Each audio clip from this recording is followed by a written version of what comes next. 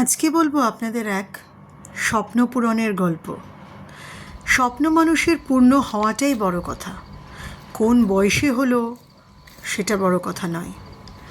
মানুষের অনেক ছোট বড় স্বপ্ন থাকে, আমাদেরও আছে, আমাদেরও ছিল, এখনও হয়তো আরও কিছু স্বপ্ন অধরা রয়ে গেছে। সেগুলোকে যদি পূর্ণ করতে পারি ভগবানের আশীর্বাদে তাহলে খুব ভালো লাগবে। তো ছোটোবেলা থেকেই একটু একটু অভিনয় করার ইচ্ছা ছিল, সেটা যে কোনোভাবেই হয়ে ওঠেনি এবং আমার হাজব্যান্ডেরও হয়ে ওঠেনি। উনি তাও নাটক করতেন, ওনাদের একটা নিজস্ব গ্রুপ ছিল। যা হয় সাধারণ মধ্যবিত্ত পরিবারে অনেক সময় অনেক ইচ্ছেই অবদমিত করে রাখতে হয়, সেটা আমরা বাস্তবায়িত করতে পারি না। তো যাই হোক, একটা ইচ্ছে ছিল একটা ফিল্ম সিটিতে থাকবো কোনো এক সময়। সেই জন্য যথা ভাবা তথা কাজ। আমার হাজব্যান্ডকে বললাম, এরকম হয় না যে আমরা তো প্রত্যেকবারই একটা শিবের জ্যোতির্লিঙ্গ দর্শন করতে যাই, দেখো না যদি কোনো ফিল্ম সিটিস থাকে সেখানে। তো 2026-এ আমরা গেছিলাম এমপিতে, 2026-এর জানুয়ারি মাসে। একটা ওনার ছোটো কাজও ছিল ওখানে। তারপর ওখানে এমপিতে গিয়ে আমরা দ্বাদশ জ্যোতির্লিঙ্গ উজ্জয়ন এবং মহাকালে দর্শন করবার পরে আমরা মান্ডবে গেছিলাম। যেখানে দেখলেন আমাদের গাড়িটা দাঁড়িয়ে আছে, সেটা একটা এই ফিল্ম সিটির বাইরেটা। আর এই যে দেখতে পাচ্ছেন কমলা রঙের জামা পরে ছেলেটা, এর নাম হচ্ছে গুরফান। এ আমাদের এমপির অর্ধেকটা ঘুরিয়েছিল। আমরা যখন ঢুকলাম এই রিসোর্টের ভেতরে, মান্ডব ফিল্ম সিটিজ অ্যান্ড রিসোর্টের ভেতরে একটা শুটিং চলছিল। আপনারা হয়তো প্রথম দিকে দেখেছেন আমার ভিডিওর প্রথমে।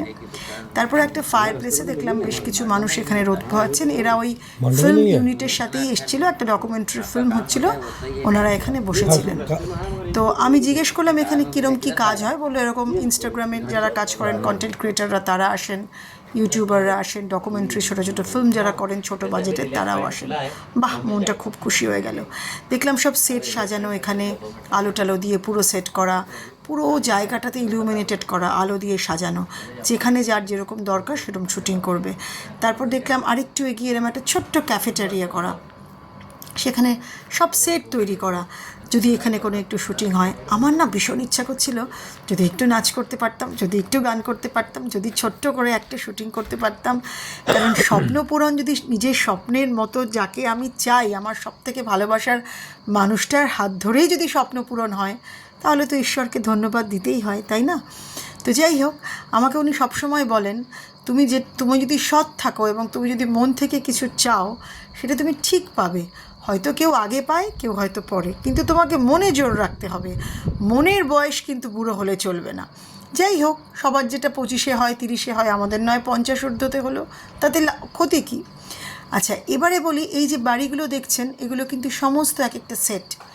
এই সেটগুলো তৈরি করা হয়েছিল যারা এখানে শুটিং টুটিং করবে তার জন্য। আর এটা হচ্ছে রিসোর্টের পেছন দিকটা, একটা বড় মাঠ, ব্যাকইয়ার্ড। আর এই যে ঘরগুলো দেখছেন, এখানে সব যারা কাপলসরা আসেন বা যারা শুটিং করতে আসেন তারা থাকেন। আমাদের যে রিসোর্টটার যে ইউনিটটা আমরা বুক করেছিলাম সামনের দিকে, ভয় পাচ্ছিলাম বলে পেছন দিকের ঘরটা নিয়েছিলাম, কারণ একদম ফাঁকা। তারপরে আর কি, আমরা ছোট্ট একটা ওখানে কম্পিটিশন হচ্ছিল, সেখানে নাম দিলাম, আমিও নাম দিলাম, ও নাম দিল।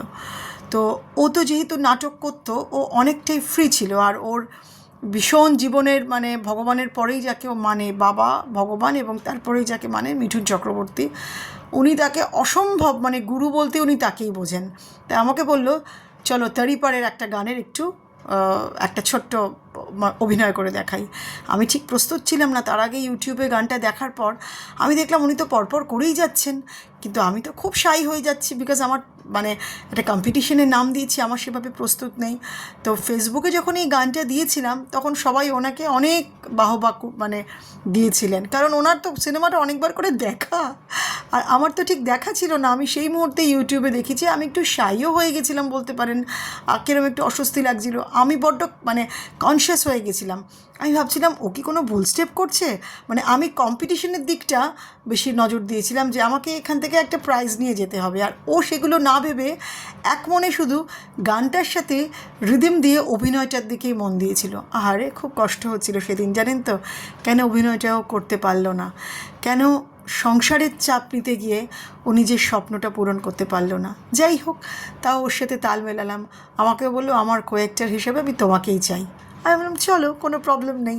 দেখব প্রথমটা যতটা ঝুলিয়েছিলাম দ্বিতীয়টা অতটা ঝোলাইনি। নিজেই পরে কিন্তু ভিডিও দেখে বুঝলাম যে প্রথমটা অনেকটাই ঝুলিয়েছিলাম, কিন্তু সেকেন্ডেরটা একটু ফ্রি হয়ে গেছিলাম। কিন্তু এইটাতে আমরা কোনো প্রাইজ পাইনি, কারণ আমরা সময়টা একটু বেশি নিয়ে নিয়েছিলাম সিলেক্ট করার জন্য। কিন্তু তার আগে যে নাচটা দেখালাম তেরিপারের, সেটাতে কিন্তু আমরা সেকেন্ড উইনার হয়েছিলাম, সেকেন্ড প্রাইজ পেয়েছিলাম। আর ওকে তো মানে ও তো প্রচুর হাততালি পেয়েছিল, প্রচুর হাততালি পেয়েছিল। সত্যি খুব গর্ববোধ হচ্ছিল। হয়তো আমরা সেরকমভাবে কোনো সিলভার স্ক্রিনের নায়ক নায়িকা নই, হয়তো আমাদের কেউই চেনে না, অজানা অচেনা দুটো মানুষ তাদের স্বপ্নটাকে তাদের বুকে বেঁধে হয়তো মারাও যাবে, সারা জীবন তাদের স্বপ্নর কথা কেউ জানতেও পারবে না। কিন্তু ওই যে ঈশ্বর এক টুকরো এক ফালি যখন যতটুকু দেয় সেটুকুকে নিয়েই খুশি থাকতে হয়। আমরাও সেদিন সেভাবেই খুশি ছিলাম। কেমন লাগলো আমাদের স্বপ্ন পূরণের